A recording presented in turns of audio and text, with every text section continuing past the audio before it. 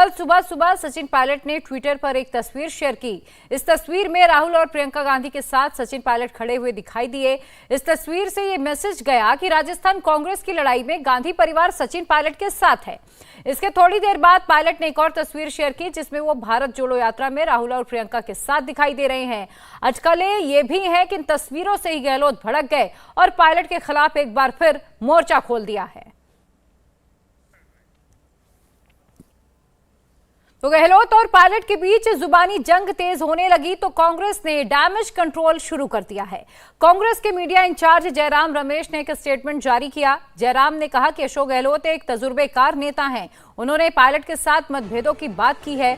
मतभेदों का समाधान निकाला जाएगा और ऐसा समाधान निकाला जाएगा जो कांग्रेस को मजबूत करने वाला हो। हर कांग्रेसी इस वक्त भारत जोड़ो यात्रा के बारे में सोचे। सबका फर्ज है कि भारत जोड़ो यात्रा को और सफल बनाया जाए। तो अब आगे बात सचिन पायलट की करें तो सचिन पायलट के खिलाफ खुलेआम बयानबाजी अशोक गहलोत ने पहली बार नहीं की है। इससे पहले भी कई ऐसे वाकये सामने आए। हम आपको अब 3 तस्वीरों का उदाहरण देंगे, 3 घटनाएं बताएंगे। 20 जुलाई 2020 को गहलोत ने पायलट को निकम्मा और नकारा कहा था। इसके बाद 17 अक्टूबर 2022 को गहलोत ने बिना नाम लिए पायलट पर हमला बोला और कहा कि बिना रगड़ाई पद मिल गया, कम उम्र में मंत्री बना दिया गया। और अब 24 नवंबर 2022 को उन्होंने ये कहकर विवाद बढ़ा दिया कि गद्दार पायलट सीएम नहीं बन सकते। ये सिर्फ 10 जर्सी गायों के साथ हर साल 18 लाख कमा रहे हैं। आपको भी ये सीखना है तो फ्रीडम ऐप को अभी डाउनलोड कीजिए। हम जानते थे कि निकम्मा है, नाकारा है, कुछ काम नहीं कर रहा है, खाली लोगों को लड़वा रहा है। मेरे साथ हो कि नहीं हो, मैं कोई सब्जी बेचने नहीं आया हूँ, मैं मुख्यमंत्री बना आया हूँ। तय कर लो तुम। कल तो अशोक गहलोत के घर खड़े थे, परसों तुम AICC में CP जोशी के कमरे के बाहर खड़े थे। मैं कैसे विश्वास तुम्हारे ऊपर करूं? मान सम्मान दिया, पूरा सब कुछ किया। वो व्यक्ति कांग्रेस की पीठ के अंदर छुरा भोंक के जाने के लिए तैयार हो जाए। जो लोग छोड़ के गए हैं वो अवसरवादी लोग हैं। उनको कम उम्र में चांस मिल गया केंद्रीय मंत्री बनने का। जो फितूर कर रहे हैं देश के अंदर, वो फितूर वही कर रहे हैं जिनको पहले मौका मिल गया। जब मौका मिलना चाहिए था झगड़े होने के बाद में, उसकी बजाय वो पहली मौका उनको मिल गया, इसलिए वो फितूर कर रहे हैं और पार्टी छोड़ के जा रहे हैं। ये इनको सब्र करना चाहिए नौजवानों को। कभी मौका, अच्छे दिन आएंगे, इनके दिन भी अच्छे आएंगे, कोई रोक नहीं सकता। अवसर मिलेंगे इन लोगों को। जल्दबाजी जितनी करेंगे उतनी ठोकर खाते जाएंगे। अच्छे दिन आएंगे तो उनको अच्छा अवसर मिलेगा, मेरा मानना है। मेरी शुभकामनाएं उनके पास, मेरी शुभकामनाएं उनके प्रति है जो आज भी कांग्रेस में जमे हुए हैं।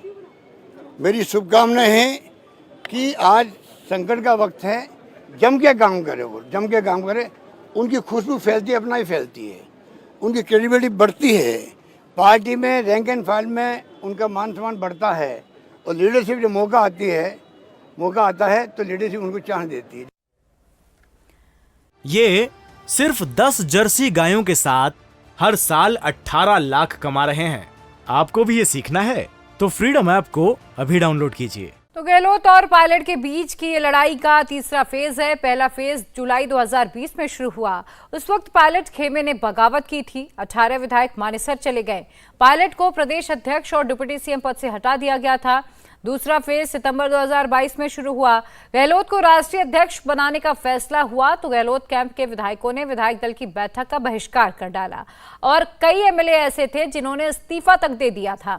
बाद में गहलोत को सोनिया गांधी से सार्वजनिक तौर पर माफी मांगनी पड़ी थी। मुलाकात भी वो दिल्ली आकर करते हुए नजर आए थे।